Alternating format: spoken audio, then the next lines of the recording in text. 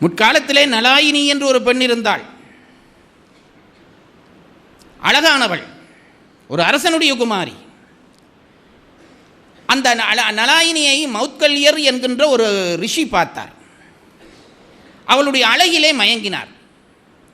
திருமணம் செய்தால் இவளை திருமணம் செய்ய வேண்டும் என்று நினைத்தார். அதனாலே இவளை திருமணம் செய்ய வேண்டும், அதே நேரத்திலே இவளுடைய கற்புக்கும் ஒழுக்கத்துக்கும் சோதனை வைத்துத்தான் இவளை மனைவியாக ஏற்க வேண்டும் என்று முடிவு பண்ணினார். ரிஷிகளுக்கு திருமணம் அங்கீகரிக்கப்பட்டிருந்தது. அது பற்றி இன்னொரு நாளைக்கு சொல்லுகிறேன், அது தப்பில்லை. அப்போ அவளை சோதிக்க வேண்டும் என்று நினைத்து நேராக அவளுடைய அப்பாவிடம் வந்தான். அந்த அப்பா இந்த பெண்ணை நல்லபடி வளர்த்து வந்தார். அப்பாவிடம் வந்து இந்த வருகிற பொழுது எப்படி வந்தார் என்றால், இவர் ரிஷி அல்லவா, மன்மதனை கூப்பிட்டார். மௌத்கல்யர் மன்மதனை கூப்பிட்டார். மன்மதன் வந்தான். வந்தவுடனே மௌத்கல்யர் சொன்னார், ஒரு 2 மணித்தியாலத்துக்கு கடனா உன்னுடைய தோற்றத்தை எனக்கு தந்து என் தோற்றத்தை நீ வாங்க வேண்டாம். இவர் தவம் செய்து விரதம் இருந்து எலும்பும் கூடுமாக இருக்கிறவர், அழகு போயிருக்கும். அவன் மன்மதன். நீ உன்னுடைய உடலை எனக்கு தந்து உடம்பை கொஞ்ச நேரம் மாற்றவன், ரொம்ப நேரம் வேணாப்பா, ஒரு 2 hours கொடு. முனிவர் கேட்கிறவர் ரிஷி அல்லவா, மன்மதன் மறுக்கவில்லை, சரி தருகிறேன் என்று கொடுத்து விட்டான். இப்போ அந்த தோற்றத்தோடு அரசனுக்கு முன்னாலே போனார். அரசன் இப்படி ஒரு அழகான ஆடவன் வருகிறானே என்று அவரை பார்த்து மயங்கினான். இவன் வந்து கேட்டான், உன்னுடைய பெண்ணாகிய நலானியை எனக்கு திருமணம் செய்து கொடுக்க வேண்டும். இப்படி ஒரு அழகான இளைஞன் வந்து, வீரமான இளைஞன், பார்க்கவே லட்சணமாக இருக்கிறான், இவன் என் மகளை கேட்கிறான் என்றால் சந்தோஷம்தானே என்று நினைத்தான் சக்கரவர்த்தி. தாராளமாக எனக்கு சம்மதம்தான், ஆனால் என் மகள் சம்மதம் சொல்ல வேண்டும். அவளிடம் போய் சம்மதம் பெற்று முத்திரை மோதிரம் வாங்கி கொண்டு வந்து காட்டினால் உனக்கு திருமணம். இப்போ இவர் என்ன பண்ணினார், நேராக அந்த தோற்றத்தோடு அவளிடம் போனார். அவளிடம் போய் வந்தார், நான் இப்படி வந்திருக்கிறேன், என்னை நீ திருமணம் செய்கிறார். அவளும் பார்த்து மயங்கினாள், திருமணம் செய்து விட்டார். திருமணம் முத்திரை மோதிரம் வாங்கி கொடுத்தார். திருமணம் முடிந்து விட்டது. முடிந்து அவளை கூட்டிக் கொண்டு புறப்படுகிற பொழுது தன் உண்மை தோற்றத்தை காட்டினார். ரொம்ப ரொம்ப முதுமை மாதிரியான ஒரு தோற்றத்தை உண்டாக்கி கொண்டு, இருந்த தோற்றத்தை இன்னும் அசிங்கப்படுத்தி கொண்டார். எலும்பும் தோளுமாக இருக்கிற தன் உடம்பை காட்டினார். நலாயினி திடுக்கிட்டு போனாள். சுவாமி, நீங்கள் அழகாக இருந்தீர்களே, இப்படி வந்து விட்டீர்களே என்றாள். இதுதான் என்னுடைய உண்மை தோற்றம். உன்னை திருமணம் செய்வதற்காக அந்த தோற்றத்தை நான் எடுத்துக்கொண்டேன். உனக்கு இப்பொழுது கூட நான் அனுமதி தருகிறேன். என்னை பிடிக்கவில்லையானால் நீ விட்டு விட்டு போ. அவள் பதிவிரதை. அவள் சொன்னாள், என்றைக்கு என் கழுத்தை நெட்டி உங்களிடம் தாலி வாங்கி விட்டேனோ, என்ன நடந்தாலும் இனி நீங்கள் தான் எனக்கு கணவர். அதில் மறுபேச்சில்லை. உங்களுக்கு நான் பணிவிடை செய்து வாழ்வேன் என்று சொன்னால் கூட்டிக் கொண்டு போனார். காட்டின் நடுவிலே ஒரு ஆசிரமம். அவளுக்கு எந்த இன்பத்தையும் அவர் கொடுக்கவில்லை. அவளோ பதிவிரதையாக வாழுகிறாள். அந்த சூழ்நிலையிலே ஒரு நாள் இவளை இன்னும் சோதிக்க வேண்டும் என்று நினைத்த இந்த முனிவர், மௌத்கல்யர் என்கின்ற இந்த முனிவர், தன்னுடைய உடம்பிலே குஷ்டரோகத்தை வருவித்துக் கொண்டார். அவரே வருவித்துக் கொண்டார். குஷ்டரோகம் வந்தது, உடம்பெல்லாம் அழுகுகிறது. அப்பவும் இவள் பணிவிடை செய்கிறாள். இவரோ அந்த பணிவிடையை கண்டு மகிழ்கிறவராக இல்லை, திட்டுகிறார். அடி பாவி, நான் நல்லபடி இருந்தேன், உன்னை திருமணம் செய்தபடியால் தான் எனக்கு இந்த நோய் வந்தது என்றான். பாவி. அப்பவும் அவள் கோபிக்கவில்லை. அவருக்குரிய அவள் சதையெல்லாம் புண்ணும் இரத்தமுமாக ஒழுகுகிறது. இவர் தன் கடமைகளை செய்து கொண்டே வருகிறாள். இன்னும் இவளை சோதிக்க வேண்டும் என்று இந்த முனிவர் நினைத்தார். ஒரு நாள் கோபமும் ஆத்திரமுமாக ஒரு ஊருக்கு போய் நின்று கொண்டு சினக்கிறார். இவள் கேட்டால், என்ன, ஏன் உங்களுக்கு என்ன கோபம்?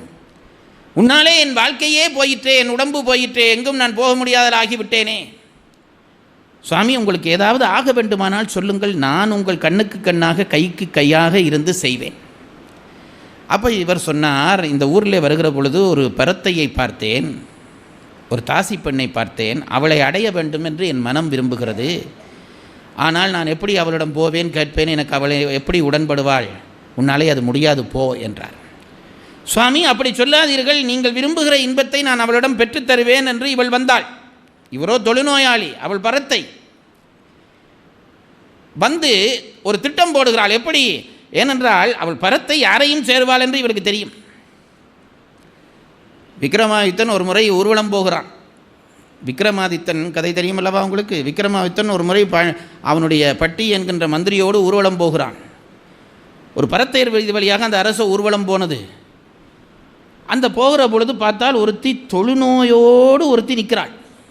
ஒரு பரத்தை, உடம்பெல்லாம் அசிங்கம், சீல் வடிகிறது. விக்ரமாதித்தனுக்கு ஆச்சரியம் தாழவில்லை. இந்த பக்கத்தில் இந்த மந்திரியை பார்த்து கேட்டான், பட்டி இவளிடம் கூட ஒருவன் இன்பம் அனுபவிக்க போவானா என்று கேட்டான். இவளிடம் கூட ஒருத்தன் போவானா? பட்டி சிரிச்சுட்டு சொன்னான், அப்படியும் ஒருத்தன் உலகத்தில் இருப்பான் சார் என்றான். இவனுக்கு நம்பிக்கை இல்லை. கொஞ்சம் தூரம் ஊர்வலம் போனது. ஊர்வலம் போனால் அங்கே ஒருத்தன் நின்றான், நல்ல செண்டெல்லாம் போட்டு கொண்டிருக்கிறான். ஊர்வலம் போகிற பொழுது இந்த பட்டி அவனை கவனிக்கிறான். இந்த ராசாவை கூப்பிட்டு அவனை பாருங்க என்றார். அவனுக்கு ராசாவில் அக்கறை இல்லை. அவன் என்ன செய்தான், வெத்தலை போடுறதுக்காக அந்த சுண்ணாம்பு கரண்டகத்தில் இருந்து சுண்ணாம்பை இப்படி விராண்டினான். சுண்ணாம்பு காஞ்சு போய் இருந்தது, தண்ணி இல்லை. பார்த்தான் பக்கத்தில் இந்த சாக்கடை ஓடிச்சுது. இந்த சாக்கடை தண்ணியை விட்டு சுண்ணாம்பை பிரட்டினான். உன்னை பட்டி சொன்னான், இவன் தான் அந்த வீட்டுக்கு போகிறாள்ன்றான். இவன் தான் அந்த வீட்டுக்கு பார்த்தா அவன் தான் போகிறான். அப்போ உலகத்திலே இதெல்லாம் இதுக்கென்று இருப்பார்கள், அவளை சம்மதிக்க வைத்து விடலாம் என்று இந்த நலாயினி நம்பினாள். ஒவ்வொரு நாளும் விடிகாலையிலே எல்லாரும் எழும்புறதுக்கு முதல் போய் அந்த தாசி வீட்டு முற்றத்தை கூட்டி தண்ணீர் தெளித்து சாணம் தெளித்து கோலம் போட்டு விட்டு வந்துடுவாள். காலையிலே தாசி எழும்பி பார்ப்பாள், வீட்டு வாசலில் இந்த கோலம் எல்லாம் இருக்கிறது கண்டோன்னே இதை யார் பண்ணினார்கள் என்று அவளுக்கு ஒரு ஆச்சரியம். இது தொடர்ந்து சில நாட்கள் நடக்கின்றன. ஒரு நாள் இவரை யார் செய்கிறார் என்று பார்க்க வேண்டும் என்று இந்த தாசி ஒளிந்திருந்து பார்த்து இந்த நலாயினியை பிடித்து விட்டாள். அம்மா, உன்னை பார்த்தாலே பதிவிரதையாய் தெரிகிறதே, மங்களகரமாய் இருக்கிறாயே, இந்த தாசி வீட்டுக்கு வந்து நீ சேவை செய்யலாமா என்று அவள் கலங்கினாள். அப்பொழுது நலாயினி சொன்னால், தாயே, நீ தாசியாக இருந்தால் என்ன, வேறு யாராக இருந்தால் என்ன, எனக்கு உன்னால் ஒரு காரியமாக வேண்டி இருக்கிறது, அது நோக்கித்தான் உனக்கு சேவகம் செய்தேன். தாயே, இத்தகைய ஒரு பத்தினி வந்து என்னிடம் கேட்கிறாயே, எதுவானாலும் செய்வேன், உனக்கு நான் என்ன செய்ய வேண்டும் கேள் என்றால் இந்த தாசி. என்னுடைய கணவர் ஒரு முனி, தொழுநோயால் பாதிக்கப்பட்டிருக்கிறார், உன்னை கண்டு மயங்கி போனார், உன்னிடம் ஒரு தரமாவது சேர வேண்டும் என்று ஆசைப்படுகிறார், எனக்காக ஒரு தரம் அவரை நீ சேர்த்துக்கொள். அந்த தாசி பெண் இந்த கூச்சம் நாணம் எல்லாம் விட்டவள், சரி நீங்கள் கேட்கிறபடியால் நான் செய்கிறேன், அவரை அனுப்புங்கள் என்றார். அவரை கூட்டிக் கொண்டு வர வேண்டி இருக்கிறது. அவரோ நடக்க முடியாத தொழுநோயாகி இருக்கிறார். நான் எப்படி வருவேன் என்கிறார் அவர். அப்பவும் அவர் டிமாண்ட் போகலை. இந்த அம்மா நலாயினி என்ன செய்துச்சு, ஒரு கூடையில் தூக்கி கணவனை வச்சு தலையில் வச்சு கொண்டு வருகுது. தலையில் வச்சு தாசி வீட்டுக்கு இந்த அம்மா, இதெல்லாம் பழைய காலத்து கதை பாருங்க சார், இதெல்லாம் இப்போ தூக்கி எறிவார்கள். ஆனால் இந்த கதைகளுக்குள்ளே இருக்கக்கூடிய தர்மங்களை நாம் புரிந்து கொள்ள வேண்டும். தலையில் வச்சு தூக்கி கொண்டு வந்தது.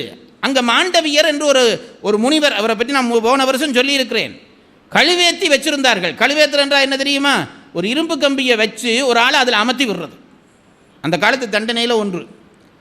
இந்த ரிஷியை திருடன் என்று நினைத்து அரசன் பிழையாக தீர்ப்பு சொல்ல இவரை அப்படி கழுவில் ஏற்றி விட்டுட்டார்கள். அப்போ அப்படி குத்துப்பட்டு இருக்கிறார், அவர் உயிர் போகலே.